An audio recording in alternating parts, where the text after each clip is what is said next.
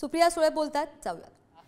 की लाडकी बिहार, लाडकी आंध्र प्रदेश फक्त परका महाराष्ट्र का, हा मला प्रश्न विचारायचा आहे या सरकार.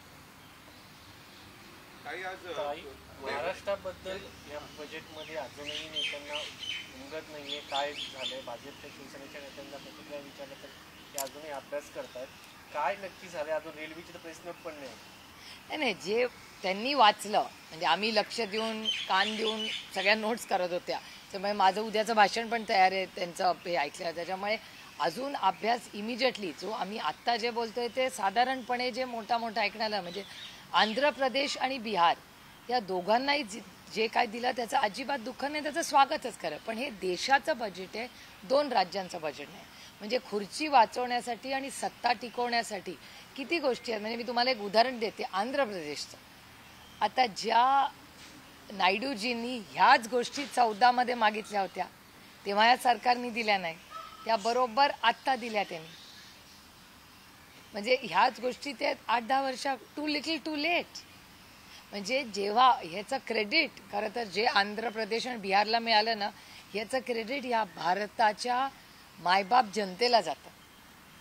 मायबाप जनतेनी किती वर्ष, जेव्हा 300 होते तेव्हा हीच चंद्राबाबूंची मागणी होती. तेव्हा भारतीय जनता पक्षाला वाटलं नाही की आंध्र प्रदेशची मदत करावी, बिहारची मदत करावी. जेव्हा 300 वरनं 240 वर आले तेव्हा त्यांना ही राज्य दिसायला लागली आणि प्रश्न समजायला लागले. काही थोडक्यात असं म्हणायचं की मोदी सरकार आता चुकायला लागलंय किंवा मित्र पक्षांच्या सलगी करायला लागले. या अगोदर ना झुकेगा असं टाईपचं त्यांचं वर्तन असायचं. एकतर आधी ते मोदी सरकार होतं, आता ते एनडीए सरकार झालेलं आहे. पण त्या एनडीए मध्ये बरेच मित्रपक्ष आहेत. आता महाराष्ट्रातले पण 2 गट आहेत ना, तिथे 2 आहेत ना, त्यांनाही आपण विचारलं पाहिजे. माझी भेट नाही झाली दुर्दैवानी त्यांच्या खासदारांची. मलाही प्रश्न पडलाय की 2 राज्यांना मित्रपक्षात तुम्ही नाव देता, मग महाराष्ट्राने असं काय केलं की महाराष्ट्रातल्या दोन्ही मित्रपक्षांना त्यांच्या पदरात पडलं नाही. म्हणजे महाराष्ट्राच्या पदरात काहीच पडलं नाही. महाराष्ट्राच्या विधानसभा निवडणुकीत पराभव होईल हे समोर दिसत असल्यामुळेच निधी दिलेला नाही का? मग महाराष्ट्राच्या वाटेला काय दिलं नाही? ह्याचा हे बघा, हे देशाचं बजेट आहे. मला ते खरंच खूप हलक्यानी पण घ्यायचं नाही, कारण काय देशाचं बजेट आहे. भारत सरकार म्हणजे मोठा भाऊ आहे प्रत्येक राज्याचा. आणि फक्त महाराष्ट्र कशाला, अनेक राज्य आहेत ज्यांना काही म्हणजे ही 2 सोडून, म्हणजे आता जे त्यांनी लुक ईस्ट म्हणून जे बनवलेलं आहे त्याच्यात पण क्वांटिफाय काय केलंय, बेंगॉलबद्दल काय बोलले, झारखंडबद्दल काय बोललेत, हे प्रश्न आहेतच ना. त्यामुळे नुसतं असं म्हणून चालणार नाही. म्हणजे मी पुन्हा सांगते, आपली लाडकी बिहार, आपलं लाडकं आंध्र प्रदेश, महाराष्ट्र फक्त परका आणि बाकी राज्य परके. सर्वसामान्य नागरिकांना एक अपेक्षा होती की इन्कम टॅक्स मध्ये कदाचित सूट मिळेल, कारण एका बाजूला महागाई वाढते, दुसऱ्या बाजूला तोच टॅक्स पेअर पण आहे. तर जो सर्वसामान्य टॅक्स पेअर आहे, किंबहुना एक प्रकारे जो सरकारची देशाची तिजोरी भरणारा सर्वसामान्य नागरिक आहे, त्याच्या अपेक्षा भंग झालेल्या आहे असं मला वाटतं. काहीच टॅक्स रिफॉर्म्स नाही आहेत, काहीच नाही. फक्त फॉरेन कंपनीचा कॉर्पोरेट टॅक्स जो 30 होता तो 25% आलाय. एंजल टॅक्स कमी केला. हे सोडून ज्या काँग्रेसच्याच कमिटमेंट्स होत्या ना, त्याच्यामुळे नवीन इनोव्हेटिव्ह काहीच नाही आहे या बजेटमध्ये. काही कृषी क्षेत्रातला 2019-20चा जर वाटा बघितला तर साधारण 5.5% होता. आता जर पाहिलं तो 3%वरती येऊन पोहोचला. बजेट कमी. मी तुम्हाला आणखीन एक उदाहरण देते. त्या बोलताना काय म्हणल्या बजेटमध्ये की 50% आम्ही इन्कम वाढवलंय. 50% म्हणजे डबलिंग ऑफ फार्मर्स होत नाही. त्यांनी काय कमिटमेंट केली होती 10 वर्षात की डबलिंग ऑफ फार्मर्स इन्कम आम्ही करणार. मग 50% होत नाही, कारण का कॉस्ट पण वरती गेली आहे. त्याचा हिशोब कोण करणार? हे सगळं क्वांटिफायच होत नाही. आणि सगळ्यात महत्त्वाचं आणि आश्चर्यजनक गोष्ट जी मला खूप खटकली या बजेटमध्ये, land reforms. Land is a state subject, राज्याचा विषय आहे जमिनी. त्याच्यावर हा कोऑपरेटिव्ह फेडरलिझम, ज्याच्याबद्दल जेव्हा अरुणजी हयात होते तेव्हा सातत्याने, जेव्हा अर्थमंत्री होते तेव्हा कोऑपरेटिव्ह फेडरलिझम हा अरुणजींचा अतिशय लाडका शब्द होता. मग त्या कोऑपरेटिव्ह फेडरलिझमचं काय झालं?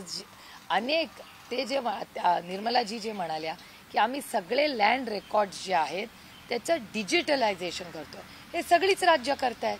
कुणाचंही सरकार असतं तरी ते काम होते. आणि land is a state subject.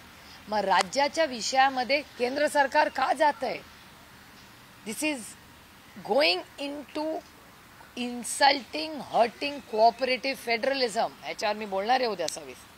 ताई, प्रकाश आंबेडकरांनी एक ट्विट केलंय, त्याच्यामध्ये पवार साहेबांना म्हटलंय की आरक्षण बचाव रॅलीला आमच्यासोबत सहभागी व्हा. तो आंबेडकरजी आणि आदरणीय पवार साहेबांच्या अंतर्गत प्रश्न आहे. मी कसं काय बोलतो? नाही, बजेटरी अलोकेशन मध्ये आणखीन एक जर यावेळेस पाहिलं तर वेलफेअर स्कीम्सच्या बाबतीत कुठल्याच प्रकारची घोषणा वाढवण्याबाबत दिसत नाही. म्हणजे पूर्वी दरवेळी जेव्हा सरकारचं बजेट यायचं तेव्हा अमुक अनुदानाची योजना किंवा सानुग्रह अनुदानाची योजना, मग त्यात दरवर्षी वाढ व्हायची. यावर्षी वाढ दिसत नाहीये. का असं झालं तुम्हाला? नाही, त्यांनी काही वेलफेअर स्कीम्स घेतलेल्या आहेत ज्या राज्यांच्याच कॉपी आहेत.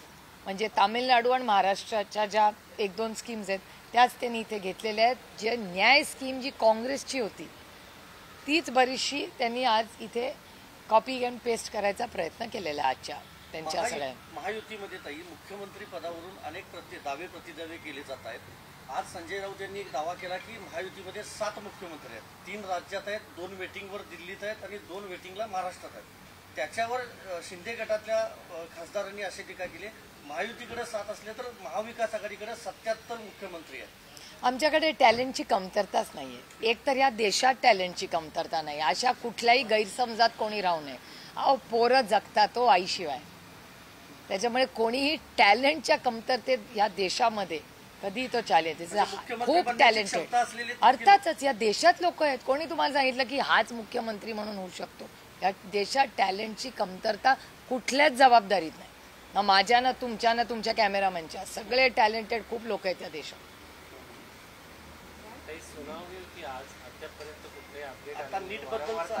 नीटचं हे चाललंय डिस्कशन. त्याच्यामुळे आम्ही वाट बघतोय. आता आजची तारीख उद्यावर जाईल. नाही, देवेंद्र फडणवीस म्हणतात हा जो अर्थसंकल्प आहे हा देशवासियांचा आशा आकांक्षा